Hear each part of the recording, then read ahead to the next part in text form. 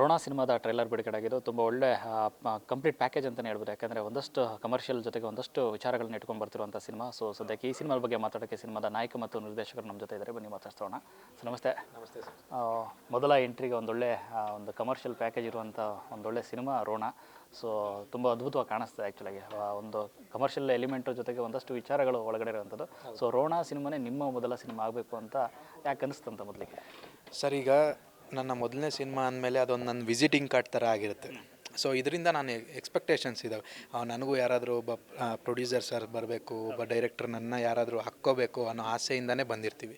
So ನನ್ನಲ್ಲಿರೋದು ಒಂದು ಸ್ವಲ್ಪ ನಾನು ಪ್ರೂವ್ ಮಾಡ್ಕೊಳ್ಳೋಕ್ಕೆ ನನಗೆ ಈ ರೋಣ ಸಬ್ಜೆಕ್ಟ್ನಲ್ಲಿ ಅದೆಲ್ಲ ಇತ್ತು.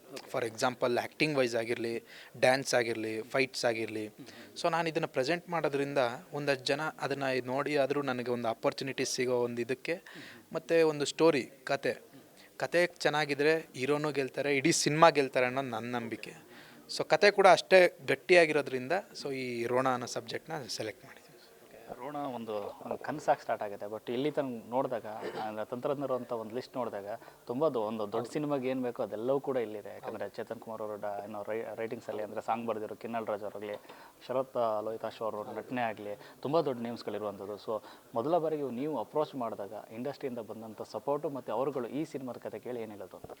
ಸರ್, ನಾವು ಮೊದಲನೇದಾಗಿ ಅಂಥ ದೊಡ್ಡ ಟೆಕ್ನಿಷಿಯನ್ಸ್ನ ಹಾಕ್ಕೊಂಡಿದ್ದು ಏನಕ್ಕೆ ಅಂದರೆ, ನಾವು ಹೊಸಬ್ರು ಇರೋದ್ರಿಂದ ನಮ್ಗೆ ಅಷ್ಟು ಸಿನಿಮಾ ನಾಲೆಜ್ ಇಲ್ಲ ಅಂದರೂ ಕೂಡ ಅವ್ರ ಸಪೋರ್ಟ್ ನಮಗಿರುತ್ತೆ. ಸೊ ನಾವೆಲ್ಲೋ ಮೈನಸ್ ಮಾಡ್ತಿದ್ರೆ ಅವ್ರು ನಮಗೆ ಪ್ಲಸ್ ಥರ ಆ್ಯಡ್ ಆಗ್ತಾ ಹೋಗ್ತಿರ್ತಾರೆ. ಅವರ ಒಂದು ಏನದು ಅವರ ಒಂದು ಗೈಡೆನ್ಸ್ ಆಗಿರ್ಬೋದು, ಅವ್ರು ನಮಗೆ ಈ ಥರ ಅಲ್ಲ ಸಿನಿಮಾ ಈ ಥರ ಅಂತ ಹೇಳೋದ್ರಿಂದ ಸೊ ಆ ಗೈಡ್ನೆಸ್ಸು ನನಗೆ ತುಂಬಾ ಇಂಪಾರ್ಟೆಂಟ್ ಆಯಿತು. ಫಾರ್ ಎಕ್ಸಾಂಪಲ್ ನಮ್ಮ ಎಡಿಟರ್ ಸರ್ ಆಗಿರಲಿ, ಕ್ಯಾಮ್ರಾಮನ್ ಸರ್ ಆಗಿರಲಿ, ನಮ್ಮ ಮ್ಯೂಸಿಕ್ ಡೈರೆಕ್ಟ್ರು, ಆಮೇಲೆ ಸಿಂಗರ್ಸ್ನೆಲ್ಲ ನೀವು ನೋಡಿರ್ಬೋದು. ದೊಡ್ಡ ಸಿಂಗರ್ಸಿಂದ ಅವರಿಂದ ಒಂದಷ್ಟು ಎಕ್ಸ್ಪೀರಿಯೆನ್ಸ್. ಆಮೇಲೆ ಸೀನಿಯರ್ ಆರ್ಟಿಸ್ಟ್ಗಳು ನಮಗೇನು ಶರತ್ ಸರ್, ಬಾಲರಾಜ್ ಸರ್ ಆಗಿರ್ಬೋದು, ವಜ್ರದೀಪ್ ಸರ್ ಆಗಿರ್ಬೋದು, ಶ್ರೀಧರ್ ಸರ್, ಅವಿನಾಶ್ ಸರ್, ಇವರಿಂದ ಎಲ್ಲ ಕಲಿಯೋಕ್ಕೆ ತುಂಬ ಸಿಕ್ತು. ಸೊ ಇದೊಂಥರ ನನಗೊಂದು ಪುಣ್ಯನೇ ಅಂತ ಹೇಳೋಕ್ಕೆ ಇಷ್ಟಪಡ್ತೀನಿ. ಫಸ್ಟ್ ಸಿನಿಮಾದಲ್ಲೇ ಇಂಥ ಒಳ್ಳೆ ಕಲಾವಿದರುಗಳ ಜೊತೆ ಸ್ಕ್ರೀನ್ ಶೇರ್ ಮಾಡೋದು ತುಂಬ ಖುಷಿ ಆಯಿತು. ಎಲ್ಲೋ ಒಂದು ಕಡೆ ಡೆಬ್ಯೂ ಸಿನಿಮಾದವ್ರು ಮಾಡಿದಂಥ ಸಿನಿಮಾ ಥರ ಕಾಣಿಸ್ತೆ. ಯಾಕಂದರೆ ಎಲ್ಲೂ ಕಾಂಪ್ರಮೈಸ್ ಆಗಿಲ್ಲದ ಥರ ಕಾಣಿಸ್ತದೆ. ಪ್ರತಿಯೊಂದು ಫಿಲ್ಮ್ ಕೂಡ ತುಂಬ ರಿಚ್ ಆಗಿದೆ. ಒಂದು ಜಾತ್ರೆ ಒಂದಷ್ಟು ಸೆಟಪ್ ಆಗಲಿ ಅಥವಾ ದೇವಸ್ಥಾನದ ಒಂದಷ್ಟು ಸೀನ್ಸ್ಗಳೆಲ್ಲ ನೋಡಿದ್ರೆ ದೊಡ್ಡ ಸ್ಟಾರ್ಗಳಿಗೆ ಇರುವಂಥ ಕ್ವಾಲಿಟಿನೇ ಕೊಟ್ಟಿದ್ದೀರಿ. ಸೊ ಒಂದು ಸಣ್ಣ ಕನಸು ಇವತ್ತು ದೊಡ್ಡ ಕನಸಾಗಿ ನಿಂತಿದೆ, ಬಿಡುಗಡೆ ರೆಡಿ ಇದೆ. ಎಷ್ಟು ಖುಷಿ ಇದೆ? ಭಾಳ ಖುಷಿ ಆಗ್ತಾಯಿದೆ. ಖುಷಿ ಜೊತೆಗೆ ನರಸು ಆಗ್ತಾಯಿದೆ. ಅಂದರೆ ಜನ ಯಾವ ಥರ ಇದು ಮಾಡ್ತಾರಂತ. ಸೊ ಅದೇನು ನೋಡ್ತಾ ಇದ್ದೀರಲ್ವ, ಆ ರಿಚ್ನೆಸ್, ಆಮೇಲೆ ಆ ಕ್ವಾಲಿಟಿ ಬರೋದಕ್ಕೆಲ್ಲ ಕಾರಣ ಪ್ರೊಡಕ್ಷನು ಮತ್ತು ರಘು. ಆ ಇಬ್ಬರು ಇಲ್ಲ ಅಂದ್ರೆ ಈ ಸಿನಿಮಾ ಆಗ್ತಿದ್ದಿಲ್ಲ. ಸೊ ಏನೇ ಕ್ರೆಡಿಟ್ ಇದ್ದರೂ ರಘು ಮತ್ತು ಪ್ರೊಡಕ್ಷನ್ಗೆ ಹೋಗಬೇಕು. ನಿಮ್ಮ ಜರ್ನಿ ನೆನೆಸ್ಕೊಳ್ಳೋದಾದ್ರೆ ಈ ಹಿಂದಿನ ಸಿನಿಮಾಗಳು ವರ್ಕ್ ಮಾಡಿದ್ದು ಯಾವುದು? ಯಾಕಂದರೆ ಮೊದಲ ಸಿನಿಮಾನ ಒಂದೊಳ್ಳೆ ತುಂಬ ದೊಡ್ಡ ಮಟ್ಟದಲ್ಲಿ ಕ್ರಿಯೇಟ್ ಆಗಿರುತ್ತೆ. ಹೌದು ಸರ್. ನಾವು ಲಾಸ್ಟ್ ಕೆರೆಬೇಟ ಅಂತ ಮಾಡಿದ್ವಿ. ಅದಾದಮೇಲೆ ಸಣ್ಣ ಪುಟ್ಟ ಮಾಡಿದ್ವಿ ಸರ್. ನಾವು ವರ್ಕ್ ಮಾಡಿರೋ ಪಿಕ್ಚರಲ್ಲೂ ಈ ಥರ ಪ್ರೊಡಕ್ಷನ್ ಮಾಡಿಲ್ಲ ನಾನು ಆ್ಯಕ್ಚುಲಿ. ಸೊ ಇದು ದೊಡ್ಡ ಪ್ರೊಡಕ್ಷನ್ನೇ. ನಮಗೆ ಏನು ಬೇಕು, ಫಾರ್ ಎಕ್ಸಾಂಪಲ್ ಒಂದು ಜಾತ್ರೆ ಸೆಟಪ್ ಹಿಡಿದ್ರೆ ಆ ಜಾತ್ರೆ ಸೆಟಪ್ ನಾವು ಬರೆಯುವಾಗ ಏನು ಅನ್ಕೊಂಡಿದ್ವಿ ಅದೇ ಥರ ಸೆಟ್ಟು, ಅದೇ ಥರ ಆರ್ಟಿಸ್ಟು. ಫಾರ್ ಎಕ್ಸಾಂಪಲ್ ಅದು 12 ದಿನ ಶೂಟ್ ಮಾಡ್ತೀವಿ ಸರ್ ನಾವು. ಆ 12 ದಿನದಾಗ ಜಾತ್ರೆಯಿಂದ ಜನ ಬೇಕು. ಸೊ 150ರಿಂದ 200 ಜನ ಇರ್ತಿದ್ರು ಸರ್. 12 ದಿನವೂ 150ರಿಂದ 200 ಜನ ಇದ್ರು ಸರ್. ಸೊ ಆ ಥರ ಪ್ರತಿಯೊಂದನ್ನು ಪ್ರೊವೈಡ್ ಮಾಡ್ಕೊಂಡು ಬಂದಿದ್ದಾರೆ. ಸೊ ಅಪ್ ಟು ಇಲ್ಲಿವರೆಗೆ ಬಂದಿದೆ.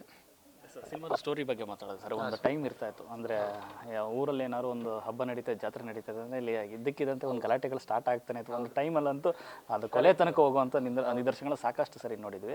ಸೊ ಯಾವ್ದಾದ್ರು ಒಂದು ಒರಿಜಿನಲ್ ಕಥೆನ ಇಟ್ಕೊಂಡು ಸಿನಿಮಾ ಮಾಡ್ತಿರೋದು ಹೇಗೆ? ರೋಣ ಅನ್ನೋದೊಂದು ಪರಿಕಲ್ಪನೆಯನ್ನು ಮಾಡಿದಂಥ ಊರು ಅಥವಾ ಏನಾದ್ರು ಇದೆಯಾ ವಿಷಯ ಅದರಲ್ಲಿ? ಇಲ್ಲ ಸರ್, ಇದೊಂದು ಫ್ರಿಕ್ಷನಲ್ ಸ್ಟೋರಿ. ಇದು ಯಾವುದಕ್ಕೂ ಸಂಬಂಧ ಇಲ್ಲ.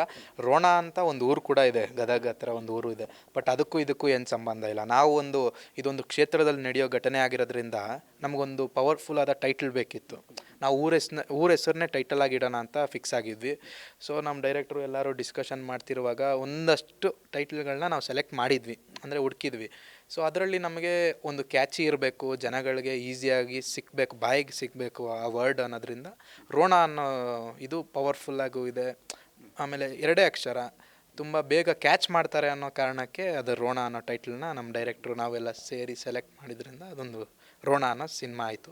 ಈ ಸಬ್ಜೆಕ್ಟಲ್ಲಿ ಮೇನಾಗಿ ನಮಗೆ ಒಂದು ಹಳ್ಳಿ ಕತೆ, ಸೇಮ್ ನೀವು ಅಂದ್ಕೊಂಡಂಗೆ ಹಳ್ಳಿ ಕತೆ. ನಿಮಗೂ ಅದೆಲ್ಲ ಫೀಲ್ ಆಗುತ್ತೆ. ನಮ್ಮ ಜಾತ್ರೆಗಳು ಈ ಥರ ಎಲ್ಲ ಆಗ್ತಿತ್ತಾ, ನಮ್ಮ ಊರಲ್ಲೂ ಇದೇ ಥರ ಘಟನೆಗಳಾಗ್ತಿತ್ತಾ, ಇದು ನಾನು ಈ ಥರ ಎಲ್ಲ ಮಾಡ್ತಿದ್ದೆ ನಮ್ಮೂರಲ್ಲಿ, ಆ ಥರ ಫೀಲ್ ಆಗುವಂಥ ಒಂದು ಕತೆ ಸರ್ ಇದು.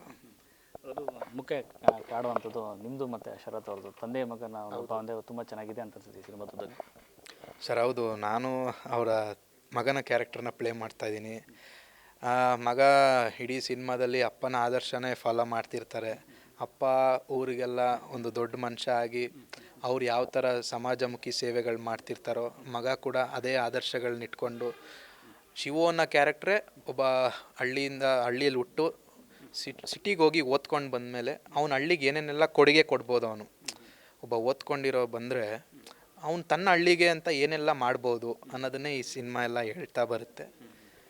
ಎಲ್ಲೊಂದು ಕಡೆ ಈ ಥರದೊಂದಷ್ಟು ಸಿನಿಮಾಗಳು ಬಂದಾಗ ಅಂದರೆ ದಾಖಲೆ ಬರೆದಂಥ ಸಿನಿಮಾಗಳಿದೆ. ತಂದೆಗೆ ತಕ್ಕ ಮಗ ಉದಾಹರಣೆಗೆ, ಅಂದರೆ ತಂದೆಗೆ ಏನಂದರೆ ಊರು ಬಿಟ್ಕೊಡ್ಬಾರ್ದು, ತಮ್ಮ ಜನ ಬಿಟ್ಕೊಡ್ಬಾರ್ದು, ಅದನ್ನು ಊರು ಮಾನ ಮರ್ಯಾದೆ ಮುಖ್ಯ ಅನ್ನೋಂಥ ಇರುವಂಥ ಪಾತ್ರ. ಸೊ ಮಗನೂ ಕೂಡ ಅವ್ರ ಹೆಸರು ಉಳಿಸೋಕ್ಕೆ ಹೋರಾಟ ಮಾಡ್ತಾರೆ. ಸೊ ಅದೇ ಥರ ಇದೆಯಾ ಇಲ್ಲಿ ಕೂಡ ಅಂತ? ಸರ್ ಅಂಥ ದೊಡ್ಡ ಸಿನಿಮಾದೆಲ್ಲ ನಮ್ಮದು ಕಂಪೇರ್ ಮಾಡಬೇಡಿ. ಇನ್ನು ನಮ್ಮದು ಅಷ್ಟೆಲ್ಲ ರೀಚ್ ಮಾಡೋಕ್ಕಾಗಿಲ್ಲ ಅಂದರೂ ನಾವು ಒಂದು ಒಳ್ಳೆ ಕಂಟೆಂಟ್ನ ಮಾಡಿಕೊಂಡು ತಂದೆ ಮಗನ ಬಾಂಡಿಂಗ್ ನಿಮ್ಗೆ ತುಂಬಾ ಇಷ್ಟ ಆಗುತ್ತೆ. ಇದರಲ್ಲಿ ಮೇಯ್ನಾಗಿ ಸಿನಿಮಾದಲ್ಲಿ ಹ್ಯುಮ್ಯಾನಿಟಿ ಆಗಿರಲಿ, ಊರಿನ ಜನಗಳು ಮತ್ತು ನಮ್ಗಳ ಮಧ್ಯೆ ಜನಗಳು ಮತ್ತು ಊರಿನ ಮಧ್ಯ ಏನು ಬಾಂಡಿಂಗ್ ಇರಬೇಕು ಅನ್ನೋದನ್ನು ತೋರಿಸ್ತೀವಿ. ಸಂಬಂಧಗಳ ಬೆಲೆನ ತುಂಬ ಅದ್ಭುತವಾಗಿ ನಮ್ಮ ಡೈರೆಕ್ಟ್ರ್ ಕಟ್ಕೊಟ್ಟಿದ್ದಾರೆ. ನೀವು ಸಿನಿಮಾ ನೋಡಿದಾಗ ಗೊತ್ತಾಗುತ್ತೆ ನವಂಬರ್ 7ಕ್ಕೆ. ಒಂದು ಕಮರ್ಷಿಯಲ್ ಪ್ಯಾಕೇಜ್ ಜೊತೆಗೆ ಇನ್ನೊಂದು ಗಮನ ಸೆಳೆದಂಥ ಟ್ರೈಲರ್ನಲ್ಲಿ ಒಂದಷ್ಟು ದೇವರ ಒಂದಷ್ಟು ವಿಚಾರಗಳು ಬರುತ್ತೆ. ಏನದು ಅದ್ರ ಜೊತೆ ಒಂದು 2 ಸ್ಟೋರಿಗಳನ್ನ ಕೊಲಾಬ್ ಮಾಡೋದಿದೆಯಲ್ಲ, ತುಂಬ ಚಾಲೆಂಜಿಂಗು. ಏನಿದೆ ಆ್ಯಕ್ಚುಲಾಗಿ ಅಂತ ಆ ವಿಚಾರದಲ್ಲಿ ಹೇಳೋದಿಲ್ಲ ಸರ್. ಆ್ಯಕ್ಚುಲಿ ಹೇಳಿದ್ರೆ ಅದು ರಿವೀಲ್ ಆಗುತ್ತೆ, ಅದು ನವಂಬರ್ 7ಕ್ಕೆ ಹೇಳಬೇಕು. ಬಟ್ ನೀವೇನು ಎಕ್ಸ್ಪೆಕ್ಟೇಷನ್ ಮಾಡ್ತಿರಲ್ಲ, ಡಿಫ್ರೆಂಟ್ ಆಗಿದೆ ಅಂತ. ಅಂದರೆ ಹೊಸ ಕಂಟೆಂಟು ಪ್ರತಿಯೊಂದು, ಅಂದರೆ ಸ್ಟಾರ್ಟಿಂಗ್ ಟು ಎಂಡ್ ತಗೋಣ, ಮುಗಿಯೋ ತಗೋಣ ಸಹ ಒಂದು ಫ್ರೆಶ್. ನೀವು ಇಲ್ಲ ಅದು ಇದನ್ನು ಯಾವುದೋ ಒಂದು ಸೀನ್ ನೋಡಿರಿ, ಇದು ಅಲ್ಲಿ ನೋಡಿದ್ದೀನಿ, ಸೊ ಆ ಥರ ಫಿರೋದು ಎಲ್ಲದು ಒಂಥರ ಫ್ರೆಶ್ ಅನಿಸುತ್ತೆ ಸರ್, ಹೊಸತನ ಇದೆ. ಸೊ ನಿಮಗೆ ದೇವಿದು ತುಂಬ ಅದ್ಭುತವಾಗಿ ಫೀಲ್ ಆಗುತ್ತೆ. ಈ ಸಿನಿಮಾದಲ್ಲಿ ನಾವು ಡಿಫ್ರೆಂಟಾಗಿ ಹೇಳಕ್ಕೆ ಕೊಟ್ಟಿದ್ದೀವಿ. ಒಂದೊಂದು ಊರಲ್ಲೂ ಒಂದೊಂದು ಪದ್ಧತಿ ಇರುತ್ತೆ. ಈಗ ಒಂದೊಂದು ಊರಲ್ಲಿ ಜಾತ್ರೆ ಶುರು ಮಾಡಬೇಕಿದ್ರೆ ಒಂದು ಬಾಳೆ ಕಂಬನ ಕಟ್ ಮಾಡೋ ರೀತಿ ಆಗಿರಲಿ, ಚಾಲನೆ ಕೊಡೋಕ್ಕೆ ಒಂದು ಕುರಿನ ಬಲಿ ಕೊಡೋದಾಗಿರಲಿ, ಈ ಥರ ಒಂದು ಪದ್ಧತಿ ಇರುತ್ತೆ. ಅದೇ ರೀತಿ ನಮ್ಮ ರೋಣದಲ್ಲಿ ಒಂದು ವಿಭಿನ್ನವಾಗಿ ಯುನೀಕಾಗಿ ಒಂದು ಪದ್ಧತಿ ಇದೆ, ಆ ಊರಲ್ಲಿ ನಡೆಯುವಂಥ ಒಂದು ಪದ್ಧತಿ. ಅದು ಅದ್ಭುತವಾಗಿ ಬಂದಿದೆ. ನೀವು ಸಿನಿಮಾ ನೋಡಿದಾಗ ಗೊತ್ತಾಗುತ್ತೆ ಅದು ಯಾವ ಥರ ಇರುತ್ತೆ ಅನ್ನೋದು. ಒಂದು ವಿಜುವಲ್ ಟ್ರೀಟ್ ಥರನೇ ಇರುತ್ತೆ ಅದೊಂದು ಸೀನ್. ಸರ್, ಎಲ್ಲೋ ಒಂದು ಕಡೆ ನೋಡೋದಾದ್ರೆ ಇಂಡಸ್ಟ್ರಿಯಲ್ಲಿ ಒಂದು ಪೀರಿಯಡಿಕ್ ಕಥೆಗಳು ಮತ್ತು ಈ ಥರದೊಂದು ದೇವರ ಒಂದಷ್ಟು ವಿಚಾರಗಳು ಬಂದಂಥ ಸಿನಿಮಾಗಳು ಸೂಪರ್ ಹಿಟ್ ಆಗಿದೆ. ಈ ಉದಾಹರಣೆಗೆ ಕಾಂತಾರ ಚಾಪ್ಟರ್ 1 ತುಂಬ ದೊಡ್ಡ ಮಟ್ಟದ ಸಕ್ಸಸ್ಸು. ಸೊ ಅದೆಲ್ಲರ ಆಶೀರ್ವಾದ ಈ ಸಿನಿಮಾಗೂ ಸಿಗುತ್ತೆ ಅನ್ನೋ ನಂಬಿಕೆ ಇದೆಯಾ ಸರ್? ಹೌದು ಸರ್. ಈಗ ಕಾಳಿಯಮ್ಮ ಆಗಿರಲಿ, ಚಾಮುಂಡೇಶ್ವರಿ ತಾಯಿ ಆಗಿರಲಿ, ಅವೆಲ್ಲ ಇರೋ ಸಿನಿಮಾಗಳೆಲ್ಲ ಗೆದ್ಕೊಳ್ತಾನೆ ಬಂದಿದೆ. ಸಾರಥಿ ಆಗಿರಲಿ, KGF ಆಗಿರಲಿ, ಸಲಾರ್ ಆಗಿರಲಿ, ಪ್ರತಿಯೊಂದರಲ್ಲೂ ದೇವಿ ಇದೆ. ನಮ್ಮ ಸಿನಿಮಾನೂ ಆ ಥರ ಆಗಲಿ ಅಂತ ಬಯಸ್ತೀವಿ. ಬಟ್ ಆ ಥರ ನಾವಿಲ್ಲಿ ಉಪಯೋಗಿಸಿಲ್ಲ. ಇದು ಹೆಂಗೆ ಅಂದರೆ, ನಾವು ದೇವಿ ನಮ್ಮ ಕಾಳಿಯಮ್ಮ ಏನು ಪ್ಲೇ ಮಾಡ್ತಾರೆ ಅಂದರೆ, ಈಗ ಒಂದು ಊರು ಅಂದರೆ ಗ್ರಾಮ ದೇವತೆ ಇರ್ತಾರೆ. ಪ್ರತಿಯೊಬ್ಬರು ನಾವು ನಂಬೋದೇನು ಅಂದರೆ, ನಾವು ಮನೆಯಿಂದ ಆಚೆ ಹೋಗ್ಬೇಕಾದ್ರೆ, ಯಾವುದೋ ಊರಿಗೆ ಹೋಗ್ಬೇಕಾದ್ರೆ ಒಂದು ಗ್ರಾಮ ದೇವತೆಗೆ ನಮಸ್ಕಾರ ಮಾಡೋದ್ರೆ ನಾವು ಹೋಗಿ ಬರೋ ತನಕ ಕಾಯ್ತಾರೆ ಅನ್ನೋ ಒಂದು ತಾಯಿ. ಅದು ನಮ್ಮ ಹಿರಿಯರು, ನಮ್ಮ ತಂದೆ ತಾಯಿ ಅದನ್ನೇ ಹೇಳ್ಕೊಂಡು ಬಂದಿದ್ದಾರೆ. ಈ ಊರಲ್ಲಿ ನಮ್ಮ ರೋಣ ಊರಿನ ಗ್ರಾಮ ದೇವತೆ ಬಂದು ಕಾಳಿಯಮ್ಮ. ಅವರು ಮತ್ತು ಜನಗಳ ಮಧ್ಯೆ ಏನಿರುತ್ತೆ, ಆ ತಾಯಿ ಯಾವ ಥರ ಇರ್ತಾರೆ ಅನ್ನೋದೆಲ್ಲ ನೀವು ನವಂಬರ್ 7ಕ್ಕೆ ನೋಡಿದಾಗ ನಿಮಗೊಂದು ವಿಜುವಲ್ ಟ್ರೀಟ್ ಥರನೇ ಇರುತ್ತೆ.